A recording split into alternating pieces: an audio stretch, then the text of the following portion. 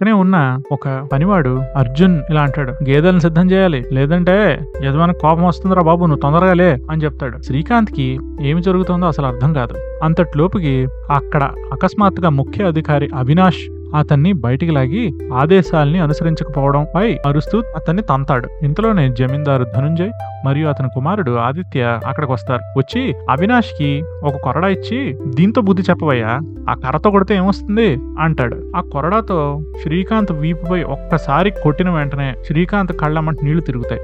గుర్రం దిగి ధనుంజయ్ శ్రీకాంత్ దగ్గరికి వచ్చి, వెంటనే గేదెలను సిద్ధం చేసి పొలానికి వెళ్ళు, లేదా నీకు మరింత శిక్ష పడుతుంది అని చెప్తాడు. మీరు కంగారు పడకండి అయ్యా, నేను చేపిస్తాను కదా అని చెప్పి అవినాష్ అతన్ని తిరిగి గేదెల బండి దగ్గర తీసుకెళ్తాడు. ఇంతలోనే శ్రీకాంత్ గేదెల శాల కిటికీ ద్వారా దూకి పారిపోతాడు. చుట్టుపక్కల చూస్తే ఇక్కడ మారు పల్లెటూరులా కనిపిస్తోంది. ఎలక్ట్రిక్ విద్యుత్ దీపాలు ఏమీ కనిపించడం లేదు, ఏం శబ్దం వినిపించడం లేదు. ఇది మొత్తం 17వ శతాబ్దం కాలం నాటి ఆంధ్రప్రదేశ్లో ఒక గ్రామంలోకి వెళ్ళిపోయినట్టు అనిపిస్తోంది. పారిపోతూ శ్రీకాంత్ సహాయం కోసం అక్కడ ఉన్న వాళ్ళందరినీ అడుగుతూ ఉంటాడు. అమ్మా ఫోన్ లేదా, పోలీసులకు ఫోన్ చేస్తానమ్మా. కానీ ఎవరు అతను ఏమంటున్నాడో అర్థం కానట్లు నించుని ఉంటారు. చివరికి అతను ఆ ప్రదేశం సరిహద్దులకు చేరుకుని ఒక సరస్సులో పడిపోతాడు. కనీసం ఎండిన బట్టలైనా దొరుకుతాయేమో అని చెప్పి మళ్ళీ గ్రామానికి తిరిగి వస్తాడు. ఇంతలోనే అవినాష్ అతని చేతిని పట్టుకుని పారిపోవడంపై ఉరి తీయడానికి తీసుకెళ్లిపోతూ ఉంటాడు. అదృష్టశాత్తు ధనుంజయ్ కుమార్తె అయిన అనన్య హాజరవుతుంది అక్కడికి. మరియు ఆమె తండ్రిని క్షమించమని అడుగుతుంది. ఎందుకంటే ఆమెకు ఆయన చేసే అరాచకాలు, హత్యలు ఇంకా విసుగొస్తున్నాయి. ఆమె తట్టుకోలేకపోతుంది. అంతేకాదు ఈ రోజు ఆమె పుట్టినరోజు కావడంతో ధనుంజయ్ అంగీకరిస్తాడు మరియు శ్రీకాంత్ బతకడానికి అనుమతించబడతాడు. ఇంతలోపుకి ఒక పక్షి ఎగురుతూ ఇప్పుడు జరుగుతున్న సన్నివేశాలన్నీ సమస్తం చూస్తూ పట్టణం చివరిలో ఉన్న ఒక భవనంలోకి అది ప్రవేశిస్తుంది. ఇది నిజంగా పక్షే కాదు, ఇది ఒక డ్రోన్. పక్షిలో వీళ్ళు దీన్ని తయారు చేశారు. ఇది లవ యొక్క పథకం. శ్రీకాంత్ కి బుద్ధి నేర్పించడం కోసం పరమేశ్వర్ ఎంత డబ్బైనా పర్లేదు, నేను మీకు అనుమతిస్తున్నాను అని చెప్పి లవకు అప్పచెప్పాడు. లవ యొక్క ఆధ్వర్యంలో అనన్య పనిచేస్తూ ఈ విషయంలోనే సహాయం చేస్తోంది. తన టీవీ నిర్మాత అనుభవంతో ఎలాంటి తప్పులు లేకుండా ఈ మోసం కొనసాగిస్తూ ఉంటారు వాళ్ళు. చెట్లలో కూడా కెమెరాలు పెట్టారు. మరియు ఎప్పుడైనా శ్రీకాంత్ పారిపోదలుచుకుంటే అతనికి మత్తిచ్చే ట్రాంకులైజర్ ఇంజెక్షన్ తో ఒక మనిషి సిద్ధంగా ఉంటాడు. అనన్య విసుక్కుని లవా దగ్గరికి వచ్చి ఇలా అంటుంది, నువ్వు మరీ కఠినంగా ప్రవర్తిస్తున్నావు లవా, ఇది నాకు నచ్చడం లేదు. అవును, అతను మనం చేస్తున్న నాటకం నమ్మాలంటే మాత్రం చేయాలి కదా, కానీ మరీ కొరడా దెబ్బలా అని చెప్పి విసుక్కుంటూ ఉంటుంది. ఇంతలోపుకి పరమేశ్వర్ వీరిద్దరి మధ్య వాదన వింటూ సమస్య ఏమిటి తెలుసుకుందామని అనన్య జరిగిందంతా లవకు చెప్తుంది. శ్రీకాంత్ ని తన కాలం వెనక్కి పంపిస్తున్నట్టు నమ్మకం కలిగిస్తున్నాడని, తర్వాత అతని కొరడాతో కూడా కొట్టాడని అనన్య తెలుపుతుంది. పరమేశ్వర్, మా వాళ్ళలో ప్రవర్తన రావడం కోసం మీరు ఏం చేసినా నాకు పర్లేదు అని చెప్పేసి వెళ్ళిపోతాడు. అది వినగానే లవకుమార్ అక్కడున్న జూనియర్ ఆర్టిస్టులతోనూ మరియు మిగతా అందరూ యాక్టర్స్ తోనూ వాళ్ళకి వాళ్ళ స్క్రిప్ట్లను అందించి అందరికీ నియమాలను మళ్ళీ గుర్తు చేస్తాడు. ఆడవాళ్లు మగవాళ్ళు ఎవరూ షేవ్ చేయడానికి వీల్లేదని, మరియు చెవు పోగులు ఉంగరాలు వంటివి తీసేయాలని, సెల్ ఫోన్లు ఇవి కూడా పట్టుకుని తిరగరాదని చాలా గట్టిగా చెప్తాడు. దీని తర్వాత శ్రీకాంత్ గ్రామంలో ఒక దురదృష్టకరమైన సన్నివేశంలో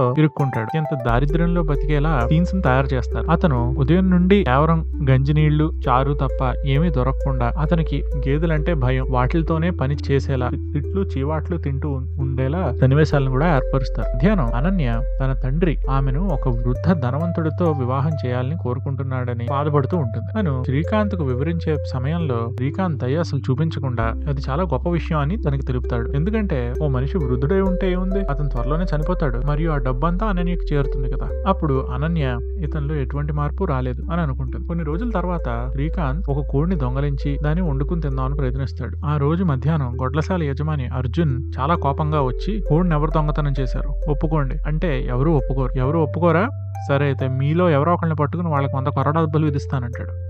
అవినాష్ అర్జున్ని ఎంచుకుని అతని కొరడాతో కొడుతూ ఉంటే శ్రీకాంత్ అసలు కదలకుండా నిలబడతాడు. ఆ రోజు సాయంకాలం అర్జున్ శ్రీకాంత్ని కలిసి అతనికి తన వీపు మీద ఉన్న కొరడా గాయాలు చూపిస్తాడు. ఇది నిజమైన కొరడా దెబ్బలు కావనుకోండి, మేకప్ విభాగం వాళ్ళు ఇవి చాలా నమ్మశక్యంగా తయారు చేశారు. శ్రీకాంత్ అసలు అర్జున్ని పట్టించుకోడు. శ్రీకాంత్ ప్రవర్తనలో ఎటువంటి మార్పు లేదని చూసి పరమేశ్వర్ మొత్తం ఆపరేషన్ ని మూసివేయాలనుకుంటాడు. ఇంతలోపుగే ఒక జూనియర్ ఆర్టిస్ట్ వచ్చి చెప్తాడు, అయ్యా శ్రీకాంత్ అనన్యను కలవడానికి వెళ్తున్నాడండి, ఆవిడ క్షమాపణ కోరడం కోసం. శ్రీకాంత్ అనన్యను క్షమాపణ కోరడం కోసం వెతుకుతూ వెళ్తున్నాడు. గ్రామంలో ఉన్న జూనియర్ ఆర్టిస్టులు, నటీనటులు మొత్తం అతను పట్టించుకోనట్టు నటిస్తూ అంతా చూస్తున్నారు ఇతనిలో ఏమైనా మార్పు వచ్చిందా లేదా అని. శ్రీకాంత్ అనన్య దగ్గరికి వెళ్లి క్షమాపణ అడుగుతాడు. నేను కేవలం డబ్బు గురించి అనవసరంగా ఆలోచించాను అనన్య, నీ మనసుకు నచ్చిన పని నువ్వు చేయి, అప్పుడే సుఖంగా ఉంటావు, నన్ను క్షమించు అని బ్రతిమలాడతాడు. అనన్య శ్రీకాంత్ లో నిజంగా ఈ మార్పు వచ్చిందా లేదా అని చెప్పి సందేహంగా చూస్తూ ఉంటుంది. కొన్ని రోజుల తర్వాత పెద్ద పండగ వస్తుంది. ఆ పండగ జరుపుకోవడానికి వాళ్ళు పొద్దున్నే లేచి పెద్ద భోగి మంట వేసుకుని దాని చుట్టూరు జానపద గీతాలు పాడుతూ నృత్యం చేస్తారు. శ్రీకాంత్ వాళ్ళందరికీ డాండియా వేస్తూ ఎలా ఆడాలి, ఎలా డాన్స్ చేయాలి నేర్పించి వాళ్ళందరితో అందంగా డాన్స్ చేపిస్తాడు. సరదాగా ఇలా గడిచిపోతున్నప్పుడు అనన్య వచ్చి శ్రీకాంత్తో ఇలా అంటుంది, మా నాన్న ధనవంతుడైన ముసలివాడితో నాకు పెళ్లి చేసేద్దామని ప్రయత్నిస్తుంది. నేను సాయంత్రానికల్లా ఊరు చివరున్న చెరువులో దూకేద్దాం అనుకుంటున్నాను. శ్రీకాంత్ అప్పుడేమీ అనడు. అనన్య సాయంకాలం సరస్సు వద్ద కనిపిస్తుంది. శ్రీకాంత్ మునిగిపోతున్న ఆమెను కాపాడి ఆమెను ఎటువంటి తొందరపాటు నిర్ణయం తీసుకోవద్దని, నేను కాలప్రయాణం చేసి వచ్చానమ్మా, ఇంకా భవిష్యత్తులో అద్భుతమైన రోజులున్నాయి, నువ్వు ఎటువంటి తప్పుడు నిర్ణయాలు తీసుకోకమ్మా అని చెప్పి ఆమెను గ్రామానికి తిరిగి తీసుకెళ్తాడు. అయితే ఆమె అతన్ని ఇష్టపడుతున్నానని చెప్పి అక్కడి నుంచి నడుచుకు వెళ్ళిపోతుంది. తర్వాత రోజు జమీందార్ కొడుకైన ఆదిత్య పూర్తిగా తాగేసి ఊళ్ళో ఉన్న వాళ్ళందరినీ ఏడిపిస్తూ ఉంటాడు. అప్పుడు శ్రీకాంత్ అడ్డం పడి, ఏమయ్యా డబ్బుందని ఇంత అహంకారమా నీకు అని చెప్పి అసహించుకుంటాడు. ఆ రోజు మధ్యాహ్నం జమీందార్ కొడుకైన ఆదిత్య పూర్తిగా తాగేసి ఊళ్ళో అనేక సమస్యలు సృష్టిస్తాడు. ఆ ఊళ్ళో ఉన్న కొంతమంది భటులని వాళ్ళని కొడతాడు. కొడితే ఆ ఊరు ధర్మ శాసనానికి అనుసారించి జమీందార్ ధనుంజయ్ ఇతనికి కొరడా దెబ్బలు వేయాలి. శ్రీకాంత్ ఒకవేళ ఆదిత్య చోట్లో కొరడా దెబ్బలు తింటే అతనికి 2 రోజులకు సరిపడా అద్భుతమైన ఆహారం పెడతాం అని చెప్పి ఆ జమీందార్ మాటిస్తాడు. అతను ఆ జమీందార్ పెట్టిన కొరడా దెబ్బలు తిని గొడ్లసాల్లో తనతో పనిచేసే అర్జున్తో కూడా ఈసారి తిండి పంచుకుని తింటాడు. అంతలో మళ్ళీ మనం లవకుమార్ మరియు అనన్య మాట్లాడుకోవడం చూస్తాం. పరమేశ్వర్ స్క్రీన్ పై తన కొడుకు శ్రీకాంత్ 2 డజన్ల కొరడా దెబ్బలు తింటూ చూడడం సహించలేక ఆ గదిలోంచి వెళ్ళిపోతాడు. అనన్య అతన్ని అనుసరించి, లవ పథకాలు ఎలాగే పనిచేస్తాయండి, కానీ ఖచ్చితంగా మార్పు వస్తుంది అని చెప్తుంది. ఇంతటిలోపుకే హఠాత్తుగా బయట సెట్కి అనుకోకుండా నిప్పంటుకుని మొత్తం గొడ్లసాలు తగలపడిపోవడం మొదలవుతుంది.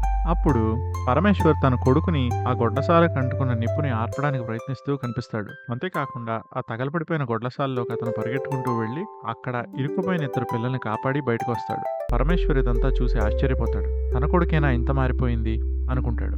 పుత్రోత్సాహంతో పరిగెట్టుకుంటూ వెళ్ళి తన కొడుకు కాలిపోయిన చేతుల్ని పట్టుకుని బ్రతిమలాడతాడు. శ్రీకాంత్, నన్ను క్షమించరా, కానీ ఇలా జరుగుతుందని నేను ఏనాడూ ఊహించలేదు. పర్వాలేదు నాన్నగారు, మీరు ఇలా చేయకపోయి ఉంటే నాకు మానవ సంబంధాల్లో విలువలు తెలిసేవి కాదు. కఠినమైన పాఠం అయినా సరే నా జీవితంలో విలువైన పాఠమే నేర్పించారు. ఇంకెన్నడూ ఇంత దుర్మార్గంగా నేను ఉండను. ఈ కథ నుంచి మనం ఏం నేర్చుకోవచ్చు అంటే, మన పిల్లలకి ఎంత కష్టమైనా సరే అప్పుడప్పుడు కఠినమైన పాఠం నేర్పించాల్సిన అవసరం వస్తుంది.